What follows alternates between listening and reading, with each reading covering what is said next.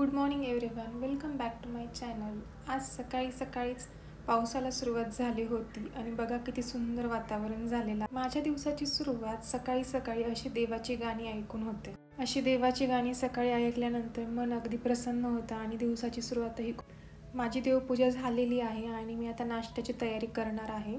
आज नाश्त्यासाठी एक नवीन पदार्थ मी ट्राय करणार आहे. नवीन म्हणता येणार नाही, मी जवळजवळ 2 वर्षापूर्वी हा पदार्थ बनवला होता, त्यानंतर मी बनवलेलाच नाही आहे. त्यामुळे मनामध्येही जरा भीती होती की हा पदार्थ कसा जमेल की नाही, चविष्ट होईल की नाही माझ्या हातून. व्हेज कटलेट्स, यामध्ये आपण आपल्या आवडतीच्या ज्या व्हेजिटेबल्स असतात त्यांचाही यूज करू शकतो. ही एक अगदी सोपी रेसिपी आहे.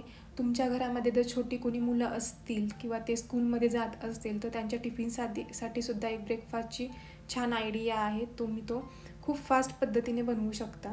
अगदी कमी वेळामध्ये तयार होणारा हा पदार्थ आहे. व्हेज कटलेट बनवताना माझ्याकडून तेलाचं प्रमाण जरा जास्त झालं होतं. ही एक हेल्दी रेसिपी आहे. तुम्ही शॅलो फ्रायसुद्धा करू शकता, पण मी आज डीप फ्राय करणार आहे. हे व्हेज कटलेट्स चवीला सुद्धा खूप छान लागतात आणि एक हेल्दी ब्रेकफास्टला सुद्धा एक चांगला ऑप्शन आहे. रोज रोज ब्रेकफास्टला नवीन काय बनवायचं, रोजचेच तेच पोहे आणि उपमा बनवून आणि तो खाऊन सुद्धा आपल्याला कंटाळा आलेला असतो. त्यामुळे पोहे आणि उपम्याला एक चांगला हेल्दी ऑप्शन आहे. कटलेट्स बनवून तयार होते तोपर्यंत मी साईड बाय साईड चहासुद्धा बनवून घेते, म्हणजे कटलेट आणि चहा सोबतच मला एन्जॉय. सध्या मी नाश्त्यासाठी आणि जेवणासाठी हेल्दी ऑप्शन्स ट्राय करते. तुमच्याकडेही काही हेल्दी रेसिपीज असतील तर मला नक्की शेअर करा आणि माझ्याकडेही काही नवीन नवीन हेल्दी रेसिपीज असतील तर त्या मी तुमच्याशी वेळच्या वेळी शेअर करत राहीन. हे जे कटलेट्स असतात ना, ते ब्राऊन होईपर्यंत चांगले फ्राय केले ना तर ते क्रिस्पीसुद्धा राहतात. तुम्हाला डिटेल रेसिपी हवी असेल तर मी ती नक्कीच लवकरच शेअर करेन. आणि इथे माझा ब्रेकफास्ट तयार आहे. पाऊससुद्धा थांबलेला आहे आणि पावसाची ये जा दिवसभर सुरू असते. सध्या सगळीकडेच असं वातावरण दिवसभर बघायला मिळतंय. माझा ब्रेकफास्ट झालेला आहे आणि मी आता डस्टिंग करणार आहे. घरामधल्या वस्तूंची डस्टिंग ही रोजच्या रोज होतच असते, पण वॉलवर ज्या अशा शेल्फ आहेत माझ्याकडे, ज्या वुडनच्या आहेत, त्यांची डस्टिंग मी रोज नाही करत, कारण त्यावर धूळ जास्त जमा होत नाही. त्यामुळे मी आठवड्यातला एक दिवस असा ठरवलेला आहे की त्या दिवशी, त्या स्पेसिफिक दिवशी मी त्या शेल्फची क्लिनिंग करत असते, त्यावरच्या वस्तूंची क्लिनिंग करत असते. हा शेल्फ मी खास करून मी जे आर्ट बनवलेलं आहे ते आर्ट ठेवण्यासाठी बनवून घेतलेलं आहे. जवळजवळ 1 वर्षापूर्वी मी हे वुडनचं शेल्फ बनवून घेतलं होतं, पण ते वॉलवर अटॅच करायचंच राहून गेलं होतं. आत्ता 1 महिन्यापूर्वी मी ते अटॅच करून घेतलं आणि त्यावर मी जे बनवलेले जे आर्ट आहे ते डिस्प्ले केलेलं आहे. ते दिसायलाही सुंदर दिसते आणि माझं आर्टसुद्धा खूप दिवस झाला असं कपबोर्डमध्येच लॉक होऊन पडलं होतं, तर त्याला मी आता बाहेर काढले आणि डिस्प्ले केले. त्यामुळे मला सुद्धा ते बघायला खूप छान वाटते की माझ्याकडे एवढी सुंदर कला आहे आणि मी एवढं सुंदर काहीतरी बनवतीये. माझं घर हे मी बऱ्यापैकी मी स्वतः बनवलेल्या वस्तूंपासूनच डेकोर केलेलं आहे. खूप कमी गोष्टी अशा आहेत ज्या मी मार्केटमधून खरेदी केलेल्या आहेत आणि त्यांनी मी माझं घर डेकोर. पण स्वतः बनवलेल्या गोष्टींपासून घर सजवण्याचा आनंद काहीतरी वेगळाच असतो. आणि जर आपल्याकडे ती एखादी कला आहे ना, तर त्या कलेचा उपयोग करायला काय हरकत आहे असं मला वाटतं. त्यामुळे मी जेव्हा मला वेळ मिळेल ना तेव्हा मी असं आर्ट काहीतरी बनवत असते आणि ते असं घरामध्ये डेकोर करत असते. लंच बनवण्यापूर्वी माझ्याकडे थोडाफार वेळ होता. मग त्या वेळेमध्ये काय करायचं म्हणून मी आलं लसूणाची जी पेस्ट असते, जी आपल्याला आठवडाभर प्रत्येक भाजीमध्ये त्याचा वापर होतो, ती बाहेरून विकत आणण्यापेक्षा घरीच जेव्हा वेळ मिळेल तेव्हा ती बनवून ठेवते मी. त्यामध्ये जरासं ओलं खोबरंसुद्धा ॲड करते आणि हिरवीगार अशी कोथिंबीरसुद्धा थोडीशी ॲड करायची. त्यामुळे जी पेस्ट असते ना त्याला टेस्टसुद्धा छान येते.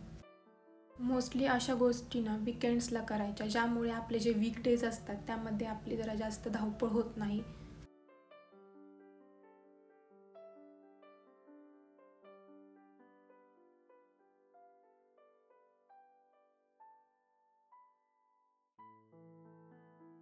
ही जी आलं लसणाची जी पेस्ट असते ना ती स्टीलच्या किंवा काचेच्या डब्यामध्येच पॅक करून ठेवायची आणि 1 आठवडा पुरेल इतकीच बनवायची. जास्तही बनवून फ्रीजमध्ये अजिबात स्टोअर करून ठेवायची नाही. प्लॅस्टिकच्या डब्यांचा वापर तर शक्यतो टाळायचा, जितका टाळता येईल तेवढा टाळायचा.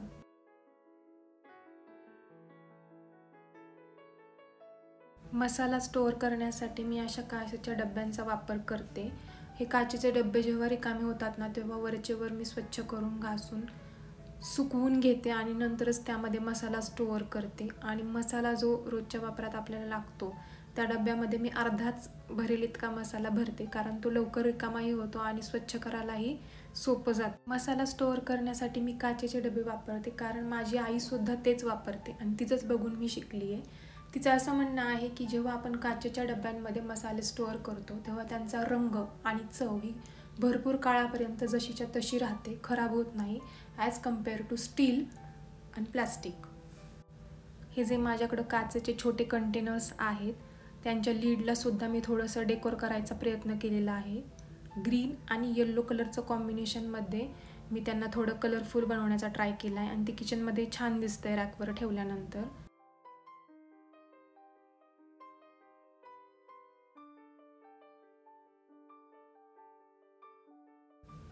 आता मी इथे काय बनवते असा प्रश्न तुम्हाला नक्कीच पडलेला असाल, तर हो सांगते.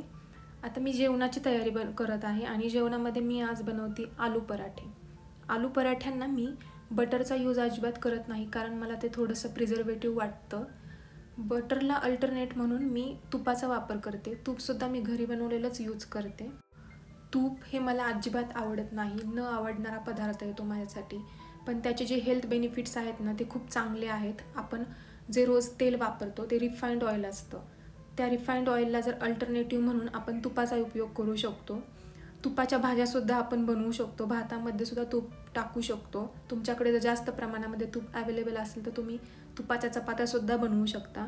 माझासुद्धा नेहमी प्रयत्न असतो की ज्या वस्तू तुपामध्ये बनवता येतील त्या मी नेहमी जास्त तूप टाकून. आलू पराठा हा मोस्टली ब्रेकफास्टचा ऑप्शन आहे, पण मी तो नेहमीच लंच किंवा डिनरमध्ये बनवते.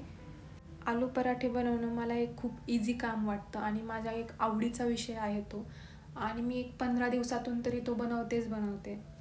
चला तर इथे माझे सर्व पराठे बनवून तयार झालेले आहेत आणि मी आता जेवण वाढून घेते. ते मी दही आणि सॉस बरोबर सर्व करणार आहे. सॉस हे पण एक प्रिझर्वेटिव्हच आयटम आहे, पण तो मी आता खातीये कारण पराठ्याबरोबर तो छान लागतो.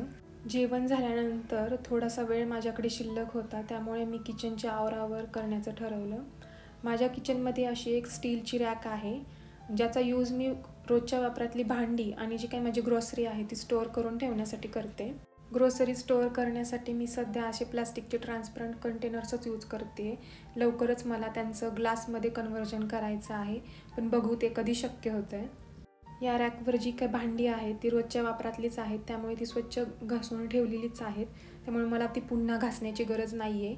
फक्त ही स्टीलची रॅक आहे ती रिकामी करून मी आधी ती स्वच्छ कापडाने पुसून घेतली, लिक्विड टाकून त्याने पुसून घेतलेली आहे आणि कोरड्या कपड्याने सुद्धा पुसून घेतलेली आहे आणि त्यावर जे पेपर्स असतात ते चेंज केलेले आहेत मी. माझं किचन हे नॉन मॉड्युलर आहे, त्यामुळे मला ह्या रॅकचा खूप यूज झालेला आहे आणि किचनमधली बरीच भांडी यावर बसून जातात. माझा किचन डेकोरचा व्हिडिओ मी चॅनलवर अपलोड केलेला आहे. तुम्ही अजूनही तो पाहिला नसेल तर तो नक्की पहा. त्या व्हिडिओची लिंक मी डिस्क्रिप्शनमध्ये तुम्हाला शेअर करते. जेव्हा जेव्हा मला शक्य होईल ना तेव्हा मी किचनच्या आवरावर करत असते, त्यामुळे किचन व्यवस्थित राहतं आणि स्वच्छही राहतं, त्यामुळे कुठेही धूळ जमा होत नाही. ज्या गोष्टी मला रोज स्वच्छ करणं शक्य होतात त्या मी रोजच्या रोज स्वच्छ करते. आणि काही अशा गोष्टी असतात जसं की किचनमधली रॅक, कॅबिनेट्स, फ्रीज, तर ते महिन्याला मी क्लीन करते. एक ठराविक दिवस मी ठरवून ठेवलेला आहे, त्या दिवशी मी ते क्लीन करते म्हणजे करतेच. माझ्याकडे जेवढे काही मसाले आहेत जसं की धना पावडर, जिरा पावडर, हळद पावडर, तर यासाठी मी माझ्याकडे काचेचे छोटे कंटेनर्स आहेत त्याचा मी यूज केलेला आहे. घरामध्ये माझ्याकडे जेवढे काही मसाले आहेत ना ते मी काचेच्या कंटेनरमध्येच स्टोअर करण्याचा प्रयत्न करते. याचा असा एक फायदा होतो की ते जे मसाले आहेत ते ट्रान्सपरंट कंटेनरमध्ये स्टोअर केल्यामुळे ते किती शिल्लक राहिलेत, किती संपलेत, ग्रोसरीमधून ते किती आणायचेत हे मला लगेच कळतं, त्यामुळे डब्बा उघडून बघायची अजिबात आवश्यकता पडत नाही.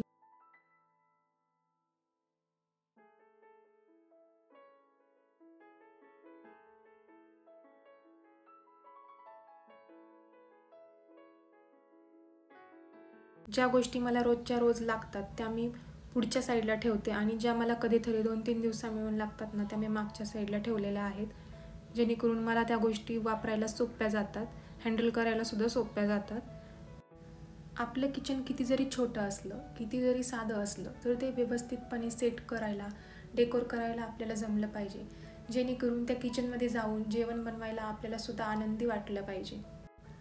आणि माझं किचन वरचेवर मी स्वच्छ करते, त्यामुळे माझ्या किचनमध्ये जेवण बनवायचा मला कधीच कंटाळा येत नाही. चला तर मी आता ही संपूर्ण रॅक आवरून घेते आणि कंप्लीट झाल्यानंतर तुम्हाला लुक दाखवते.